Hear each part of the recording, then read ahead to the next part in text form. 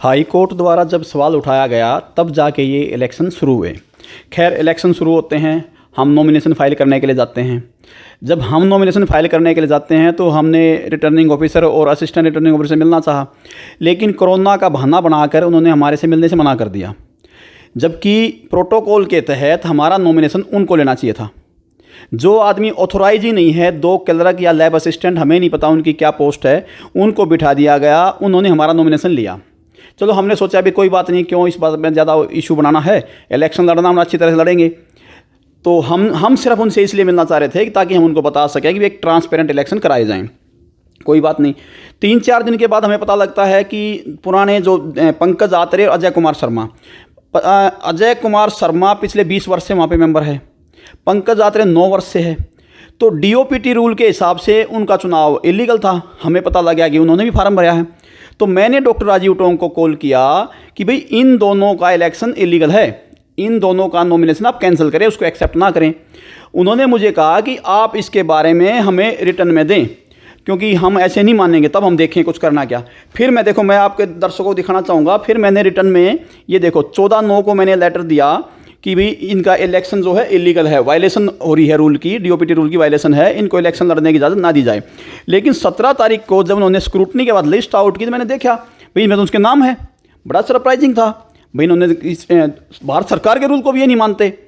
कोई बात नहीं, इलेक्शन शुरू होता है, वोटर लिस्ट हमें मिलती है। जब वोटर लिस्ट हमें मिलती है तो हमने देखा कि वोटर लिस्ट में बहुत सारी धांधली है, कम से कम 2-2.5 हज़ार ऐसे नाम हैं जो उसमें है ही नहीं। भाई हमने देखा तो बहुत सारे जो वोटर्स हैं उन्हें शिकायत किया कि भी मेरा भी नहीं है, मेरा भी नहीं है, मेरा भी नहीं है। तो ऐसे कम से कम 100-150 वोटर के आईडी कार्ड मैंने लेके और मैंने उनको मेल किया डेट वाइज। पहले 18 तारीख को किया, 20 को किया, 22 को किया, 23 को किया, 24 को किया। कम से कम 10-11 मेल मैंने की भाई इनके नाम वोटर लिस्ट में लिए जाएं। मैंने फ़ोन किया, बोले हाँ सप्लीमेंट्री लिस्ट में ले लेंगे। लेकिन जब सप्लीमेंट्री लिस्ट आई तो मैंने देखा मुश्किल से 5-7 आदमियों के नाम उसमें शामिल किए गए, बाकी को एक साजिश के तहत शामिल नहीं किया गया। उसका रीज़न क्या बताएंगे? रीज़न तो स्पष्ट है। उनको पता है कि जो आदमी हमारे टच में है, हमारे से वोट लिस्ट की बात कर रहे हैं, तो वोट भी हमें देंगे, वो सपोर्ट भी हमें करेंगे। और उनका मकसद हमें सिर्फ नुकसान पहुंचाना था। क्योंकि मैंने इसमें देखा कि रजिस्ट्रार ने अपनी इंटरफेरेंस इसमें बहुत ज़्यादा कर रखी थी। रजिस्ट्रार मिस्टर कुलदीप सिंह हैं, और इंटरफेरेंस क्यों कर रखी थी? मैं रजिस्ट्रार के खिलाफ पिछले 6 महीने से बोल रहा हूँ। मैं रजिस्ट्रार के खिलाफ बता रहा हूँ कि उसने वहाँ पे एक गलत प्रथा चला रखी, इंटरव्यू सिस्टम।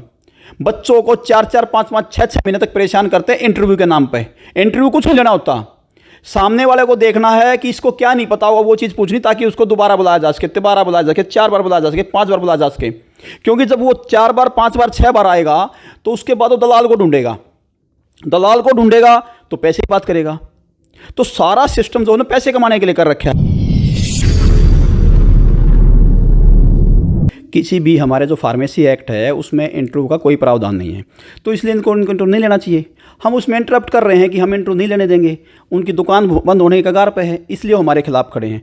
खैर कोई नहीं, 1 तारीख को हमारा आखिरी दिन था मतपत्र वापस आने का स्पीड पोस्ट से। तो 1 तारीख को मैं 5:30 बजे के बाद मैंने डॉक्टर राजीव टोंग को अपने नंबर से फ़ोन किया कि डॉक्टर साहब अभी तक आपके पास टोटल वोट कितनी आ चुकी हैं, क्योंकि इसके बाद तो आनी नहीं है। उन्होंने मेरे को अभी आप 1 घंटे बाद फ़ोन करना। 1 घंटे बाद मैंने उनको दोबारा फ़ोन किया, उन्होंने मुझे बताया कि अभी तक 7745 वोट आ चुकी हैं, और अब इसके बाद और आएंगी भी नहीं, क्योंकि ये लास्ट हो गया है, क्योंकि 5:30 बजे तक का टाइम था, उसके बाद तो और आनी नहीं है। कोई बात नहीं। अगले दिन सुबह जब हम काउंटिंग में जाते हैं तो हम क्या देखते हैं, वहाँ पे अनाउंस किया जाता है कि टोटल वोट 8844 हैं। अरे भाई रात में 1100 वोट कहाँ से पड़ गई? कोई जिन थोड़ी आ गया उसमें कोई डाल गया। हाँ, लेकिन डाल भी सकता है, क्योंकि जो बॉक्सेस जो सील किए गए थे, जो 5 बॉक्सेस थे जो सील किए गए थे, वो किसी की प्रेजेंस में नहीं किए गए, ना ही किसी कैंडिडेट के उसमें साइन कराए गए। जब किसी के साइन ही नहीं कराए गए तो सील का महत्व क्या है?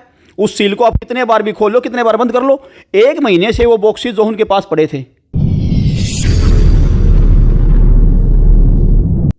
तो उस समय कोई ऑब्जेक्शन नहीं उठाया इसी? अरे ऑब्जेक्शन तो हम जितने बार फोन कर, महीने तक इतने बार फोन कॉल की हैं। ये देखो इतनी सारी मेल हैं, आप देखोगे कि कितनी मेल हैं। इतनी मेल कोई कर भी नहीं सकता है, इतनी ब्लंडर और इतनी बड़े बड़े अक्षरों में कर रखी है। देखो, ये देखो, दिखाओ एक बार अपने उनको। नाउ आई हैव जो ब्लंडर इन वोटर लिस्ट, देखो कितनी बड़ी बड़ी अक्षरों में हम फिर भी ये सोच रहे थे कि चलो भी चुनाव है भी कुछ ना कुछ तो मर्यादा का पालन करेंगे, लेकिन उनके द्वारा मर्यादा का पालन कहीं भी नहीं किया गया। खैर कोई नहीं, काउंटिंग शुरू हुई, 8844 उन्होंने काउंटिंग संख्या बता दी और हमने देखा ये तो गड़बड़ तो यहाँ पे हो गई है। फिर उन्होंने क्या किया, 30 टेबल लगाई काउंटिंग के लिए, एक टेबल पर 3-3 आदमी बैठे। सबसे पहले तो कैंडिडेट्स के हमारे फ़ोन रखवा दिए गए बाहर कि हम वहाँ पे फ़ोन यूज नहीं करेंगे। ठीक है, कोई बात नहीं भाई, अगर कोई रूल है, कोई प्रोटोकॉल है तो वो हम फॉलो करेंगे। लेकिन उसके बाद हमने देखा रजिस्ट्रार कुलदीप सिंह जो स्वयं वहाँ मौजूद रहा पूरी काउंटिंग में, जबकि उसका वहाँ कोई मतलब नहीं बनता है, returning officer, assistant returning officer और इवन जो काउंटिंग ऑफिसर थे सब के सब फ़ोन कर रहे हैं। और मैंने यहाँ तक भी देखा कि रजिस्ट्रार बार बार किसी को निर्देश दे रहा था, कुछ जैसे कुछ उसमें गड़बड़ करने के लिए बोल रहा हो भी रिजेक्ट कर दो या क्या कर दो, बार बार निर्देश देते हो मैंने उसको देखा रजिस्ट्रार को। लेकिन चलो भी चल ठीक है, चल रहा है, काउंटिंग होगी पूरी दिखा दी उन्होंने, अभी 6 आदमियों को जिता भी दिया, कोई बात नहीं। हमने कहा भी हमें तो रिजल्ट दे दो, फिर हमें रिजल्ट नहीं दिया गया। अगले दिन आगे हमने कंप्लेंट डाली, तुरंत हमने प्रधानमंत्री को और सबको, हमने विजिलेंस में भी, चीफ सेक्रेटरी को भी, LG साहब को भी, सबको हमने कंप्लेंट डाली, लेकिन उसमें भी कोई सुनवाई नहीं हुई। मैंने लेटर डाले, देखो मैं आपको लेटर दिखाता हूँ, मैंने उनको पत्र लिखे भी पता करने के लिए भी कम से कम हमें रिजल्ट तो मिले। ये लेटर है, देखो ये एड्रेस है लेटर पे, ये वही एड्रेस है जिस एड्रेस पे वोटें गई हैं जी, जो उन्होंने 8000 9000 जो भी संख्या दिखाई हुई वोटें सारी इसी एड्रेस पे गई हैं। ये 11 तारीख का लेटर है, 13 तारीख का लेटर है, नवंबर के महीने का, 11 नवंबर 13 नवंबर को। इस पर यह कह के इन्होंने वापस कर दिया, no such person at this address. भाई इस एड्रेस पे इस नाम का कोई आदमी नहीं है। ठीक है भाई, हो सकता है अभी 2 तारीख को चुनाव निपट गया था तो वे नहीं होंगे उस पर, तो भी हम कोई और एड्रेस ढूंढेंगे। लेकिन हमारे जो ये हमने कंप्लेंट की उसके बेस पे मुझे लगता है ऐसा कि उससे कुछ उनके सिर पर प्रेशर आया है।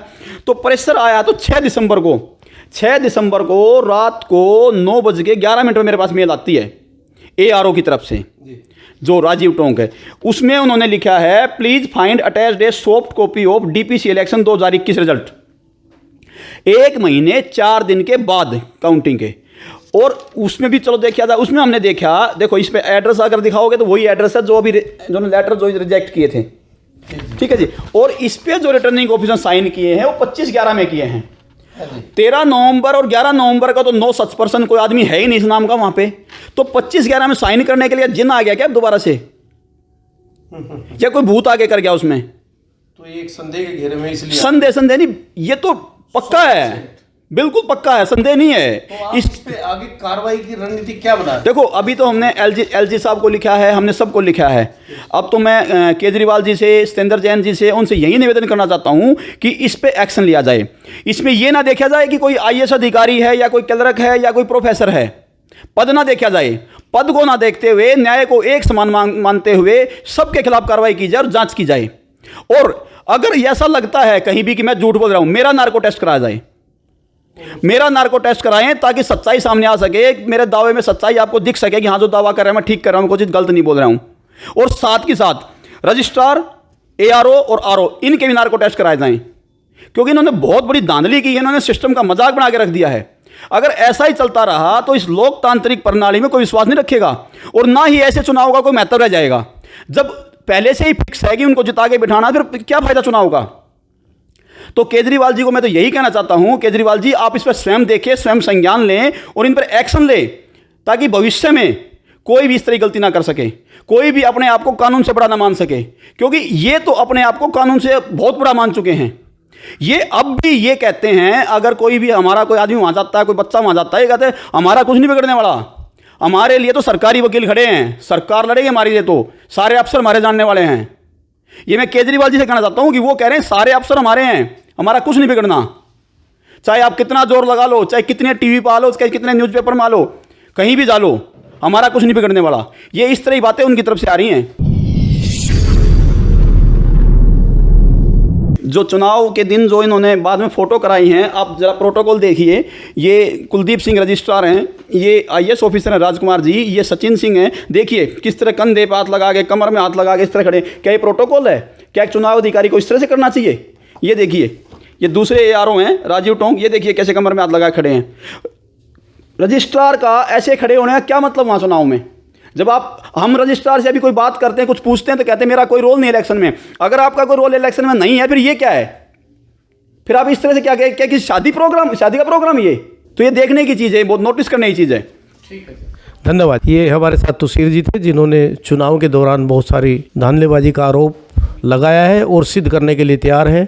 तो सरकार से भी गुहार लगा रहे हैं कि सरकार इसको गंभीरता से लेते हुए इस पर कार्रवाई करे और आगे की रणनीति इनकी कोर्ट में जाने की है।